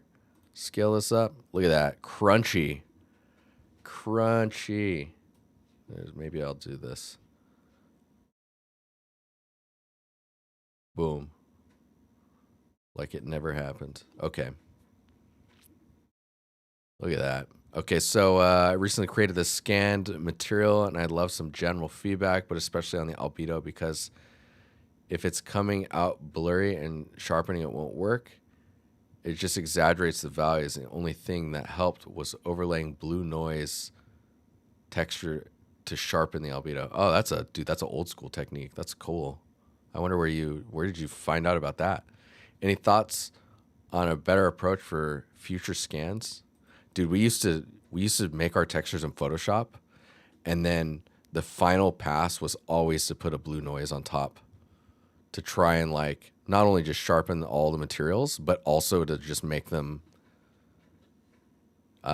feel like unified. Because like, photos add a noise. So, I mean, we're looking at this surface pretty closely. Oh, I understand the scale much more now. So I don't think you need to... What's up, Jolin? Next week, question mark? Maybe next week. Let's see. I don't think you need to add noise to this material or like sharpen it, because it just becomes more noisy, right? I would see if you can soften these like larger surfaces so that they don't have as much noise in them. Like, especially when you look at the albedo, there's a lot of AO happening in the albedo. I try and remove all of that. Because like if you take the albedo out of the picture, the surface looks pretty detailed already. I don't think you need to have the contrast that's in between the rocks and stuff. Yeah, see this view? That looks dope.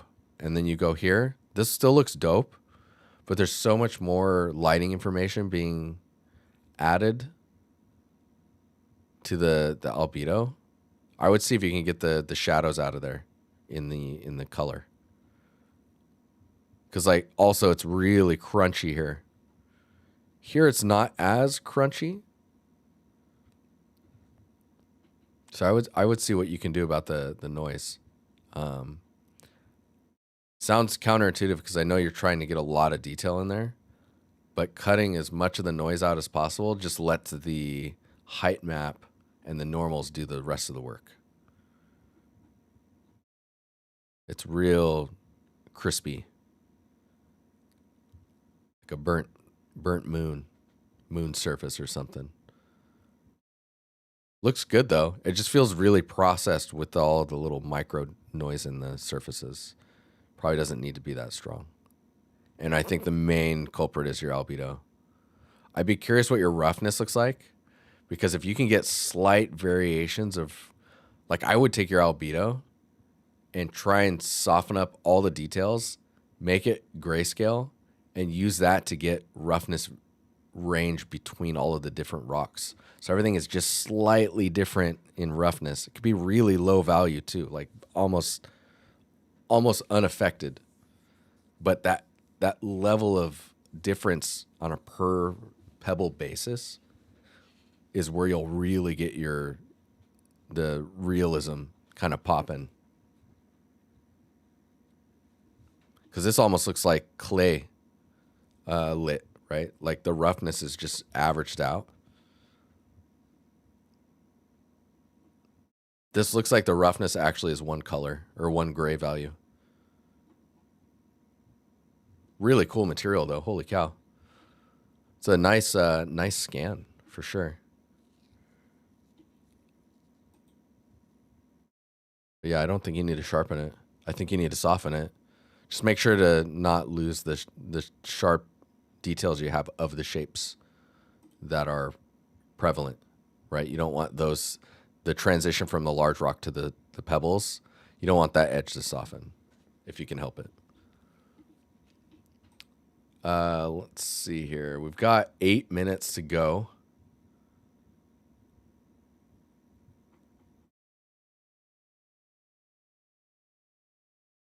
Where are we at here? Is it generous? Generous, is that how you say it? Man, this scene looks dope. Okay, let's do this. Yeah, that's me. Quality play. What's up? Or generous. Shall we say generous? Okay, let me drag these in here. Boom. Boom. Boom. Boom. We got 2 more. Bear with me. Boom. Skadoosh. I didn't expect that one, did you? Didn't expect the skadoosh. Let me see here. Get this one and then this one. There we go. Yes. Yes. Boom. Cool. Okay. Zooming in. Look at all those details. Okay. I'm basically finished with this scene. Not yet uploaded to ArtStation though. I had a lot of problems with lighting and composition in this scene, but I think I managed to get it right at the end. If there are any ideas how to improve the scene, you're happy to hear it. Okay. As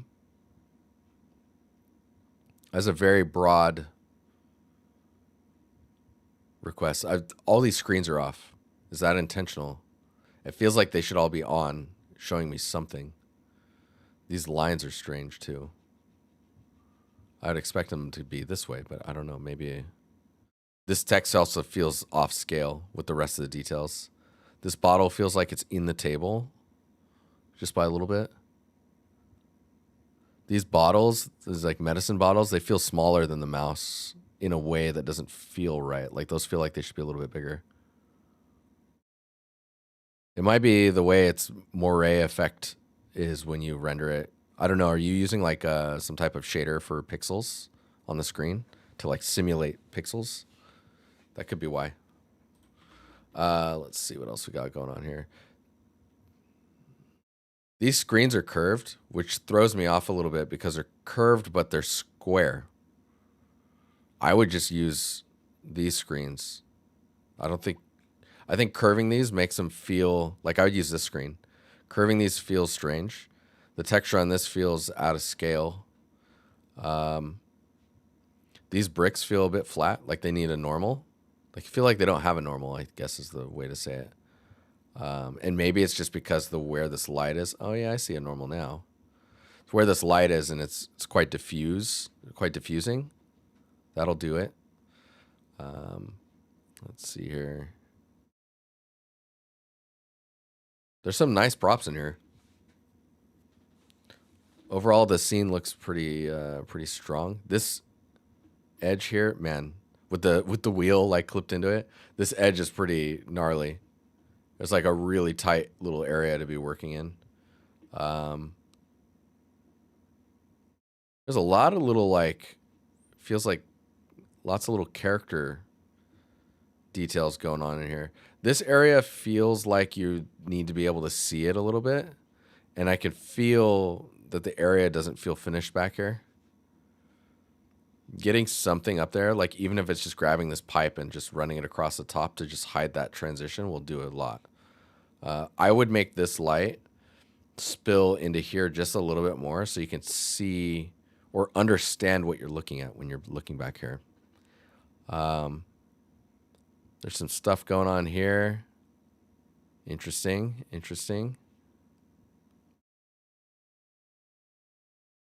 Kind of feels like there's supposed to be something here, but maybe that gets a little too busy.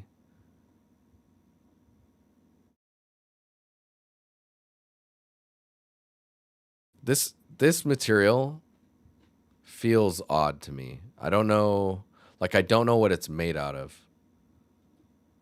This rack setup, and the modeling of it feels a little simple. So it feels a little out of it. Like I don't know how it's made or what it's made out of, or like, yeah, it's very ambiguous when it comes to like what we're looking at there. Also, this box, positionally, you would not have over this. Like they would have never built this near this, right? It would be more here.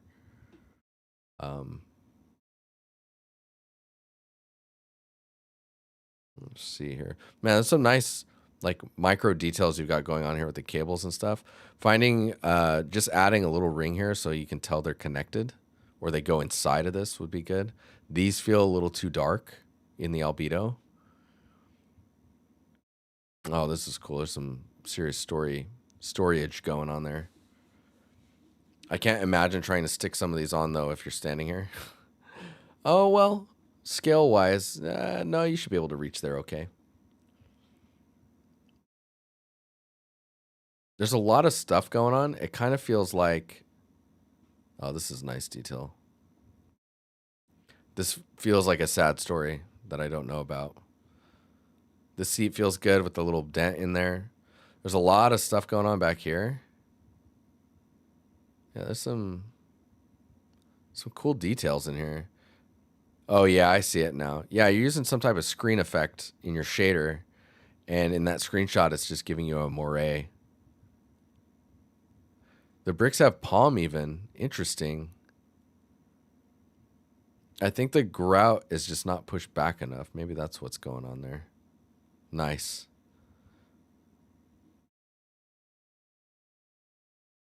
These feel a little overworked on the edges.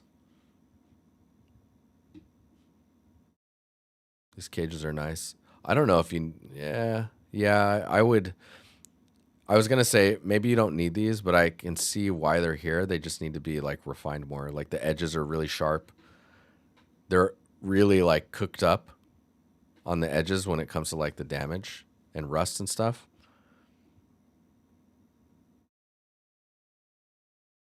It's like there's so many assets in this scene that like I feel like propping wise is very strong. Like there's a lot of like really interesting storytelling going on in here. Lots of details showing so much, right? But I feel like because of the amount of props that are in here, it's showing that you have a lot of assets that need the polish pass or just haven't been fully pushed. Like this feels like a box, right? With a lid that's been extruded and separated. Like this even looks like it's not UV'd yet and maybe has like another thing on it, like another material. Like this looks good. But then there's like the little details that are on there feel like they need a different roughness. So it's like everything has been made, and like I would say 90% of the props need their polish pass. Like this bevel, this needs to be beveled. It's really sharp here. Yeah, they need like their polish pass, or like the model hasn't been pushed far enough. And maybe it's because there's so many things in here. Like if you just showed this desk, the scene is actually stronger just looking here.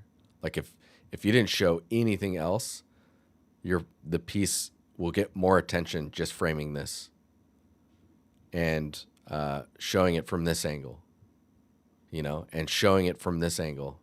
That by itself is like an 8.5 or a 9 out of 10 portfolio piece, right? And then it's material breakdowns, showing all the props used, all that stuff. But showing all of this, now I'm expecting the weapons to look really good. I'm expecting all these details like this. These look pretty good. This looks pretty good. But because there's all these other sets to look at, they just diminish from the, like, this shows me that you don't know how yet to make a pathway feel interesting without being distracting.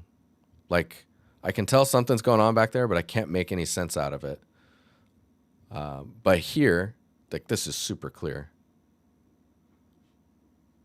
Like this, the shader for this as well feels a little funny. I would I'd focus on just this and get this ready to post. Like, fix the texture resolution on the screens for the text size and get some more stuff on there, and just focus on tuning the materials. Maybe maybe this brick material just doesn't have the depth that you need because it feels really flat.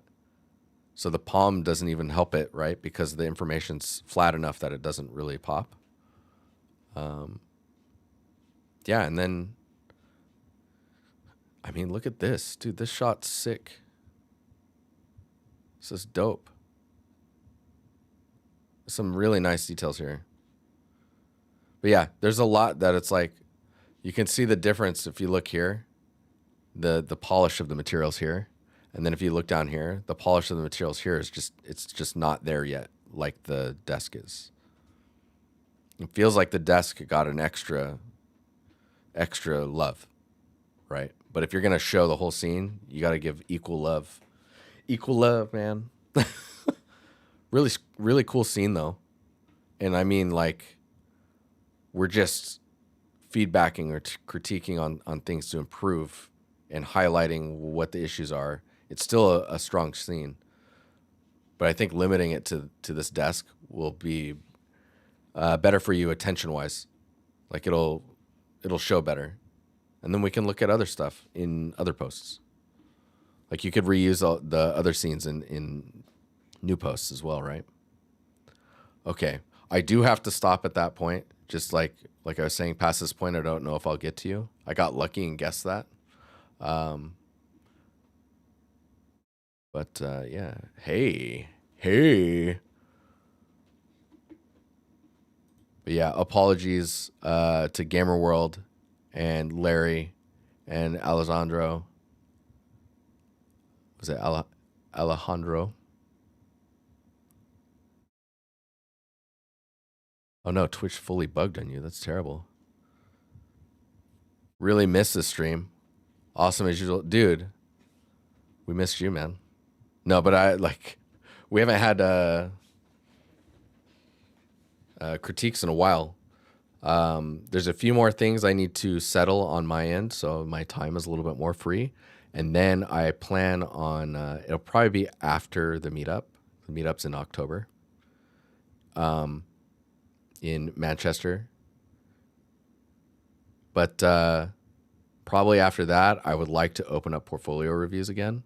And for anyone who doesn't know how those work, so portfolio reviews, you sign up for them, and then you can opt in. You can do a little checkbox for saying when you want to, if you want to talk. And so what I'll do is you get a 15-minute portfolio review. We do 4 portfolios. Or no, we started doing 2 portfolios. No, it was 4 portfolios. So it's 2 hours of 4 portfolios. So each person got 30 minutes. And basically I call you if you said, yeah, I want to be in the call. I call you and we talk about your portfolio and what you want to do, where you want to be. And then you talk me through each of your pieces and we talk about like where it could improve, why it could be not as strong as it could be. And yeah, just kind of work through the portfolio and then hop to the next person. And we would do signups for that, and we would do 4 people each time we do a portfolio stream. Those are super fun. Yeah, I want to do more of those. But yeah, okay. I think it is time for me to get out of here. I appreciate you guys hanging out. Thank you again for joining. It's nice to do some Discord critiques again. All right. I'll see you guys later. Have a good Friday tomorrow. And I'll see you in the Discord if you're new here. Here's the Discord. And I'll talk to you guys later. See you guys. Have a good evening.